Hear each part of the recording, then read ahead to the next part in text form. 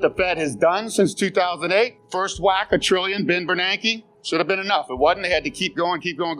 And then they had to step in harder, where they're starting to go into failure in 2014 again. 3.6 trillion printed out of thin air. That is nothing compared to what happened since COVID. 5.1 trillion, almost 25% of our GDP printed just to keep the economy barely growing. Because this is not the best economy we've ever had, even with all this stimulus. So again, this much stimulus, this weakened economy, what would it be like if we didn't have the stimulus? We would be in a depression. 2008 to 23. I was predicting that back in 1980, just by this demographic. And here's what the stock market has done compared to what the fundamental says should have happened. So something's got to give here. I don't think the economy's going to come up. The stock market's got to come down. So this is a crash of a lifetime. I hate to say this. I know it's not good news, but somebody's got to tell you, or at least warn you, because again, money's going to disappear faster than people blink, and it's not going to come back. Markets are not going to go to new highs a couple of years from now like they always have. Look down, correction, good. Not going to see new highs for at least 15 years, if we ever see new highs. Why? The next generation is not as large as the baby boomers. It only takes us back, and they will have their boom in a non-bubble era, because bubbles inflate financial assets. So I really don't think real estate, number one for sure, or stocks will even get back to where we've seen them in this boom. It's a big deal. So you got to be a smarter investor in this environment. This is the most important chart. And I stole it from Dr. Lacey Hunt from Austin, Texas, my only real economist that I like. He somehow took normal PhD economics and didn't get screwed up with it, okay? Money velocity.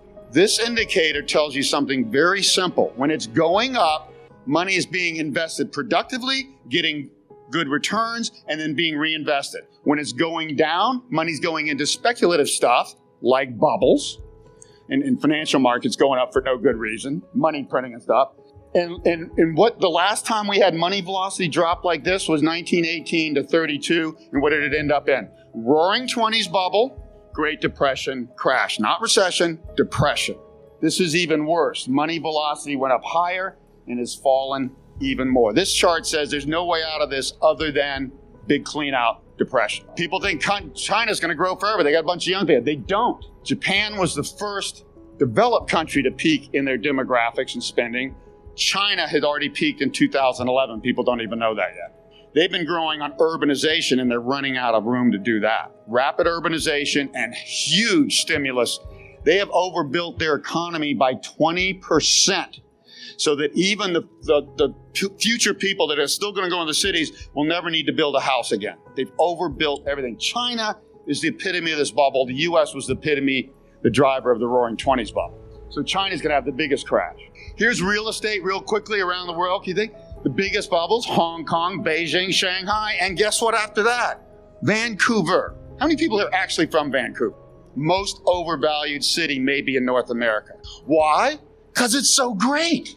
People always come to me at the press and say, oh, but Harry, my city's so great. Then I said, well, that's why you bubble. They say, we can't go down because we're such a great city. It is the great cities that bubble the most. And all bubbles do one thing, crash back down to reality, which is good.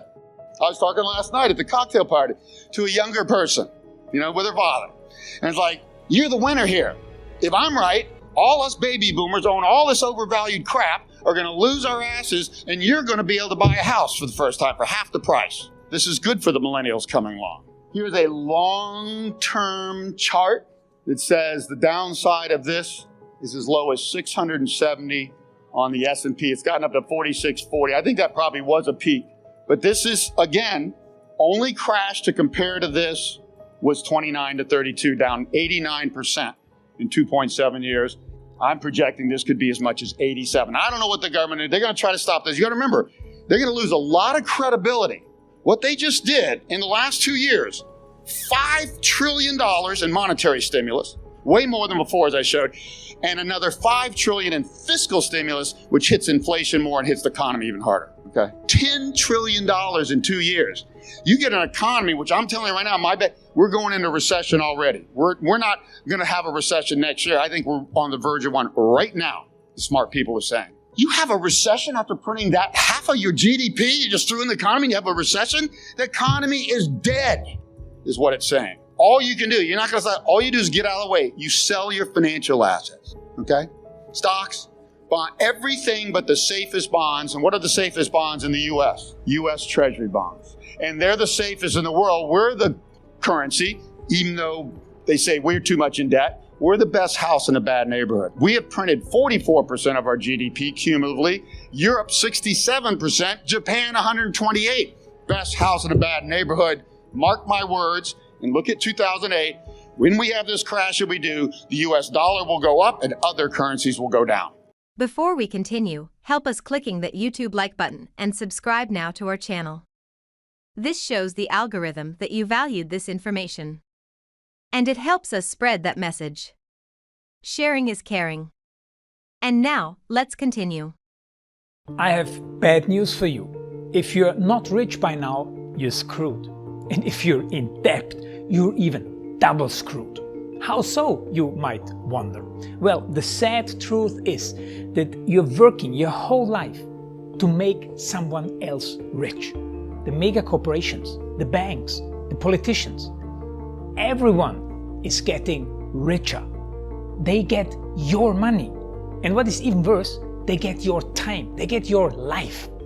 You are not even in a rat race, you're in a financial prison. But what could a solution for you look like?